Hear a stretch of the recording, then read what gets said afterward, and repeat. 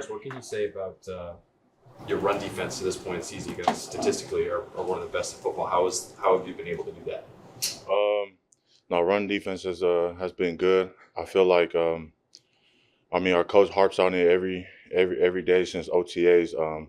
Just what we have to do in the up front, and that's set an edge, build a wall, and swarm. And I feel like we've really done a good job as a defense. Obviously, there's still a lot of work we got to do, and but overall, just I think it's a good step what we're taking. And we just got to keep getting better at it. Khyiris, Milton was talking after the game yesterday and basically said his expectations have changed, or they've elevated because of what you guys are doing. Is that sort of a shared view about we're 5-0, we're 6-2, we're doing these things defensively? Like there's more there. Yeah, I think just a lot of excitement just seeing how the team is playing well, especially on defense, and just the things that we feel like we still haven't even played our best game yet. So there's just a lot of work that can be done and needs to be done and will be done. And but yeah, I think everyone's vision definitely has changed since seeing like what we can be and what we can do. So yeah.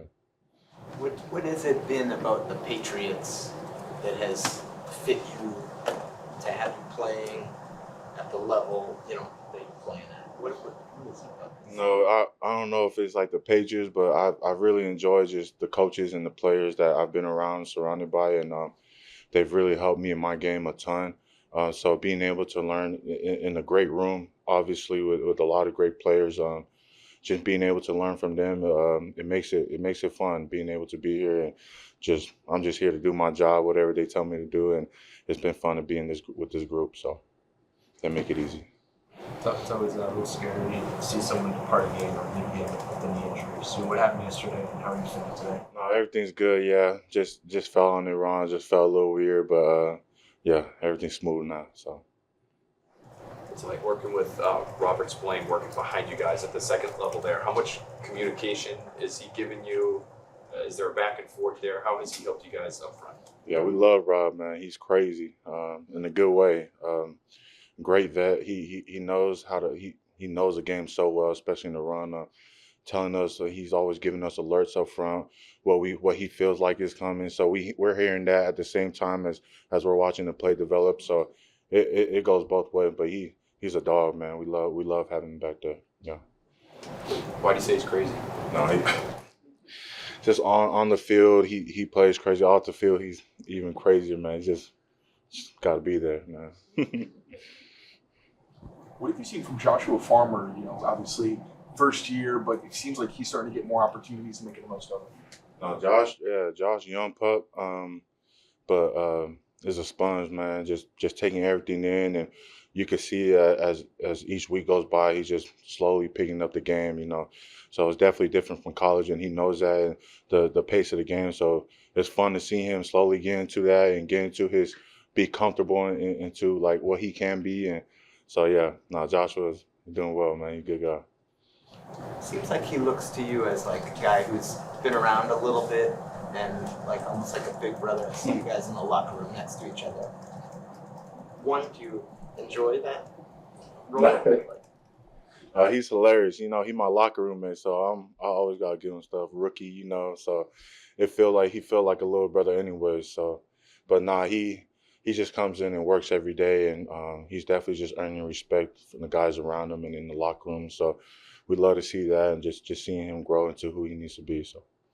Did you have someone when you were a rookie or second year that maybe did something similar to you? And who was it? And like, what impact did that make? Man, I had my rookie year, so I was in Chicago. Man, I was around some great vets. I'm talking about like Akeem Hicks, Bilal Nichols, Angelo Blackson. Just a lot of good dudes around my room. So yeah, it's very easy for me to like pick up on rookies and be nice to them and treat them right and just push them to their limits, because that's how I was treated when I got to the league. And yeah.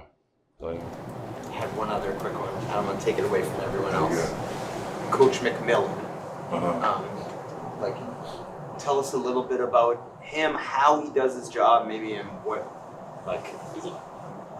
how much does he a factor in terms of what you guys have been able to do? Yeah, Clint gets us right, man. He definitely tells us how we got to do things, and he preps us well. talking about from practice and knowing our opponents to the point where it's just like looking at our backhand. So he does a very good job, man. Cool, real cool coach. Love being able to play from, and yeah, funny dude, funny guy to be around, but great coach. Yeah, he knows what he's doing. Cool. All right, thank you, guys. Been making a lot of plays so far this season. What is it about the defense that fits you so well? Yeah, I feel as though there's a lot of guys that, trust each other, flying around to the ball, over communicating and things of that nature. Whenever you do have that trust, it allows us to, make plays. You're now tied for fourth in the league in TVUs. Do you pay attention to that stuff? Does it mean anything to you? No, I really don't. I just try to take advantage of the opportunities that I get out there on the field and have fun with my bros, for real. How are you feeling 8 weeks into the season? Sometimes we look at it, we look at the injury report, might look clean, but it's also NFL football. How does it feel? Yeah, every week is different.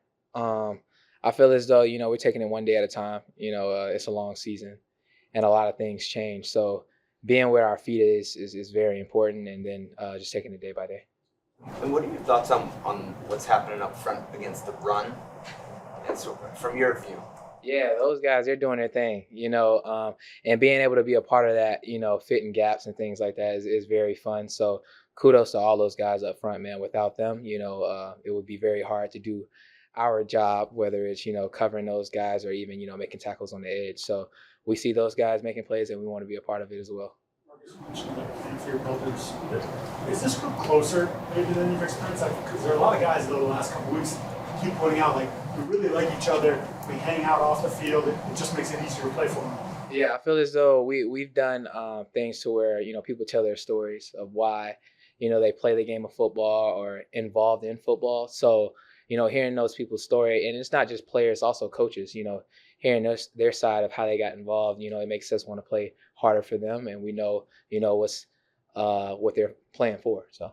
You've been through some long years here recently. We're only halfway through, but what does this feel like, sort of the change in tide and being 6-2? I feel like at this point, Braves always talks about the standard is the standard. So every day we're always trying to get better. So, hearing that from the head man is very important. And then also guys buying into it, we're not really in a situation of complacency. So being able to, go in, day out and compete is very important. You mentioned your role in the run defense, filling gaps and everything, but with so many opponents trying to run outside against the perimeter against you guys, was there an increased point of emphasis in the cornerback room? Because even yesterday, you could see the way you guys were playing and fitting the run. Yeah, it was very important from the cornerback room. There's going to be certain runs that they run to where they aim literally for the corner, blocking down and making sure that we make tackles and stuff like that. So we took pride in that and made sure that we, had those details and everything like that at practice. Can you take us through your pass, or where you pushed Isaiah Bond out of bounds, just what you saw in that play and just your mentality to still be able to hang tough and make something happen? Yeah, it was a great scheme by them. But we talked about it on the sideline and everything like that to make sure, we're in the right call at that right time. But my main thing is that I saw the ball in the air and I was just like, make sure he don't catch it. And I seen he was close to out of bounds. So I was like, let me just push him out of bounds. How's Coach Hamilton? What does he bring to the room? Oh, man, he's been around a lot of different guys when it comes down to being at Indy and then also at Tennessee. So, the way that he coaches us is like he trusts us. If we have any, questions and everything like that, he's like, hey, he got the answer for him. But he trusts us out there anytime that we have preparation for other teams. He has those things down packed. So, when it comes to that, he always makes sure that we're on the right page. We talked to him about Kenny Moore, McCrary. We were talking about slot corner a little bit, and that was actually the game where you had that technique play where you turn at the last minute. Remember, it's a couple weeks ago. Yeah. You guys watch those guys? Yeah. So Kenny is my guy, and then Roger as well. So Roger, he actually had one of my real good coaches, Coach E. So Etheridge. At Houston, and then he went to Auburn as well. So I've been locked in with both of those guys for a little minute now. Watch a lot of their tape. Oh yeah, for sure. Do you think that there should be specifically a role for slot cornerbacks in the Pro Bowl and for some of these awards, considering how unique the position is versus playing on the outside? Yeah, I think it's very important. Our play style is a little different from just the outside. We fit on the run. We also cover the fast guys in the slot. And we just try to take advantage of every opportunity. It's if they do it, they do it. If they don't, they don't. We just love playing the game of football. Everyone we've talked to today, yesterday, have mentioned how you guys still have so much more to give the game, each other. We're able, being 6-2, how exciting is that aspect that you still have so much more to grow? It's exciting. We always talked about starting fast. We didn't start fast this past, couple of weeks and everything. So, being able to, have a game like that and then seeing how it ends up on the end result, it's we got to get back into the meeting room, dial in, and then start fast. We want to see what it looks like for 60 minutes, not 30. With the slow starts, do you think that's unique to it being the opposing team's first drive, or do you look back on those and say, all right, this play could have happened on any drive? It's just so happening. It's happening on the first drive. I don't really look too much into what the other teams are doing, because at the end of the day, we're the people that need to start fast. We need to be more aggressive and do those things. Offenses always have certain schemes to where they got the better play for the play call, and we're not in the right play call in certain times. But it's the main thing is controlling what we can control. What have you seen? Taylor. What have you seen from Jalen Hawkins in terms of growth? Because last year, kind of being more of a role player now, not just a starter, but guy going out there making one-handed interception for you guys. Yeah, man, Jay Hawk, you could definitely tell that he's playing with confidence out there. I love to see it. Him back there communicating and then also making plays, whether it's in the run, getting sacks, or catching picks. Man, I love the confidence that he has, and I look forward to all the success this year as well. Do you have a conversation with him and be like, could you pick the other end zone next time when you're celebrating? Oh yeah, we give him a hard time. We're like, hey, wherever the play is, usually we go to the nearest end zone. But he said he thought he wasn't down and everything, and I was just like, hey, we just want to make sure that you go to the nearest end zone from now on. We got big guys on the field as well. We don't need them traveling more. You know what I mean? So yeah. What's up with the music? No music right now. I'm just spending time with family and everything, and just focusing on football right now. Marcus, speaking of the big guys, whenever we talk to Barmore and Milton, they're always talking about one word, dominate. How hungry are those guys, and what do you see out of them in terms of mentality? Yeah, man. I see everybody that's on the field, even the guys on the sideline, they're wanting to make plays. I see a lot of guys that's communicating and, staying in their gaps. Sometimes whenever people want to make plays, sometimes they're, out of their gaps and things like that. But we have a lot of guys that's, being at the right place at the right time, and is, trusting the defense. Plays are going to be made, so not chasing plays is very important. Marcus, on the player introductions, what did you think of it yesterday, first of all? And have you talked to coach about the defense getting their opportunity to do it?